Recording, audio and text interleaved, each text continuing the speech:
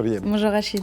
La presse marocaine qui nous dit que de nouveaux leviers pour structurer l'investissement étranger au Maroc sont en place. Effectivement, et d'abord il y a le levier industriel et logistique.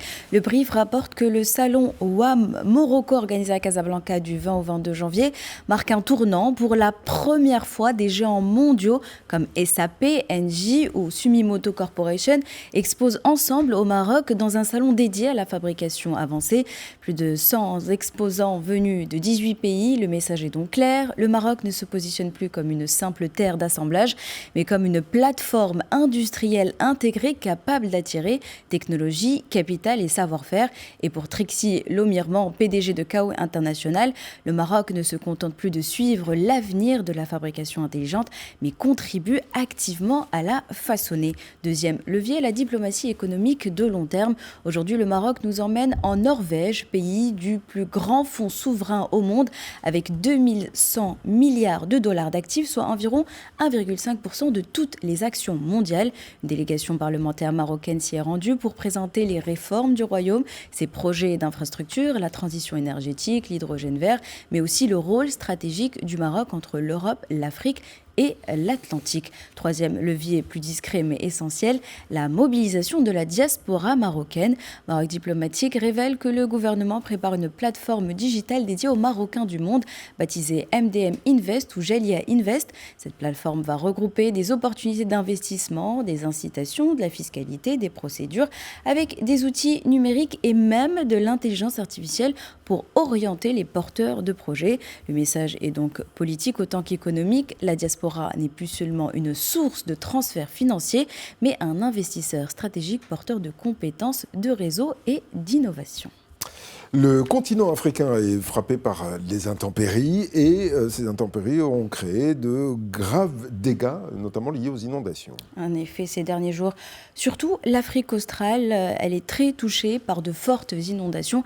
Et quand on regarde les images venues du Mozambique, par exemple, on voit d'abord une catastrophe humaine, des étendues d'eau brunâtre à perte de vue, des maisons englouties, des familles réfugiées sur les toits et parfois un hélicoptère comme seul lien avec les secours.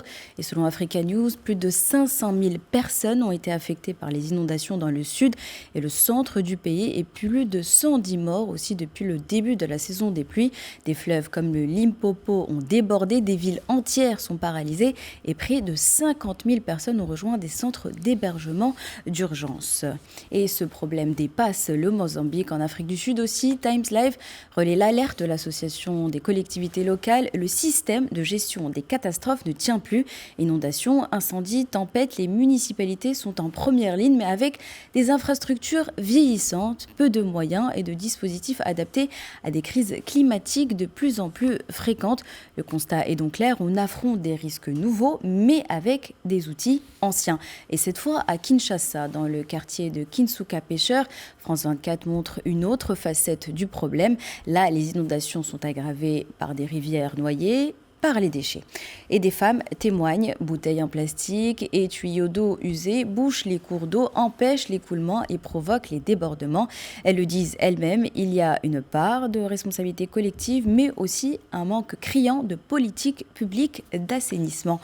Et le nord du continent n'est pas non plus épargné. En Tunisie, la presse raconte que la tempête Harry a provoqué des pluies records et emporté la vie de 4 personnes.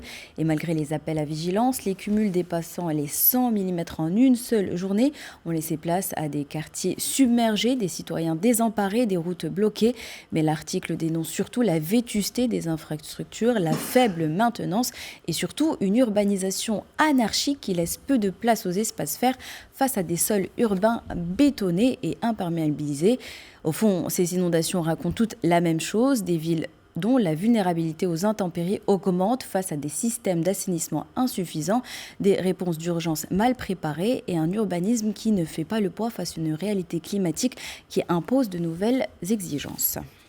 La presse nous dit aussi que trop protéger nos enfants devient un risque pour la société. Et oui, dit comme ça Rachid, mais la presse nous l'explique quand même et le matin justement met le doigt sur une chose que l'on voit partout, ces parents qui veulent tellement bien faire qu'ils finissent par tout contrôler, le cartable chaque soir, les devoirs au millimètre, le téléphone, les fréquentations, parfois même la cantine. Et dans l'article, Samira, maman d'un garçon de 11 ans à Casablanca, le dit clairement, Tout doit être maîtrisé, rien ne doit être laissé au hasard. Et Youssef, père d'une adolescente de 16 ans, résume cette angoisse moderne. J'ai besoin de savoir où elle est, avec qui elle se trouve et ce qu'elle fait exactement. On comprend l'intention, protéger ses enfants, mais à force, ça devient une surveillance et ça pèse sur tout le monde. Et le plus intéressant, c'est l'explication du docteur Mohamed Kahlaoui, psychiatre et addictologue. Il dit quelque chose de très simple. La protection devient surprotection quand elle est guidée par la peur de l'adulte au détriment de l'autonomie de l'enfant. Et il prend une image qui parle à tout le monde. Pour apprendre à marcher, un enfant doit tomber. Donc le rôle du parent, ce n'est pas d'empêcher toutes les chutes, c'est de sécuriser l'environnement, d'encourager et de lâcher prise au bon moment. Sinon, l'enfant grandit avec une idée toxique qui n'est pas capable de faire les choses tout seul. Et les conséquences sont décrites par une étude relayée par North Carolina State University sur plus de 2000 jeunes adultes. Quand l'implication parentale reste trop forte entre 18 et 28 ans, ça peut freiner le démarrage de leur carrière professionnelle. Les raisons, anxiété, peur de l'échec, difficulté à gérer les frustrations. Certains jeunes se replient, deviennent dépendants affectifs et d'autres font l'inverse. Ils cassent brutalement le cadre, parfois avec des conduites à risque ou une fuite dans les écrans. Des troubles donc non compatibles avec une vie d'adulte autonome. Et puis, il y a ce point très parlant sur l'autonomie dans l'espace public. Reporter explique que l'âge du premier déplacement autonome recule et aujourd'hui, seuls 9% des élèves de CM2 et 36% des élèves de 6e vont seuls à l'école ou au collège. Et l'âge moyen du premier déplacement autonome monte autour de 11 ans, soit 1 an de plus que la génération précédente. Et oui, à quand remonte cette image où l'on voyait dans les rues de petits écoliers partant ensemble à l'école. Bref, dans un monde perçu comme moins sûr, l'objectif, ce n'est pas de protéger plus, c'est de mieux protéger pour assurer au maximum aux enfants le droit d'apprendre seul et la création d'une génération prête à partir à la découverte d'elle-même surtout et finalement du monde. Rachid. Ce que j'ai à dire, c'est qu'il n'y a pas de diplôme de parents. Ah, ça c'est sûr. Et que donc on apprend tous les jours. Nous sommes aujourd'hui le mercredi 21 janvier 2026. Quel autre 21 janvier avez-vous retenu dans l'histoire ? Alors, je vous emmène au 21 janvier 1921 où Charlie Chaplin présente The Kid, son premier long métrage. Un film simple en apparence mais fondateur dans l'histoire du cinéma. Ce film muet raconte l'histoire de Charlot, personnage devenu culte qui recueille un enfant abandonné incarné par Jackie Coogan. Ensemble, ils tentent de survivre dans un quartier pauvre en bricolant, en rusant, en s'entraidant.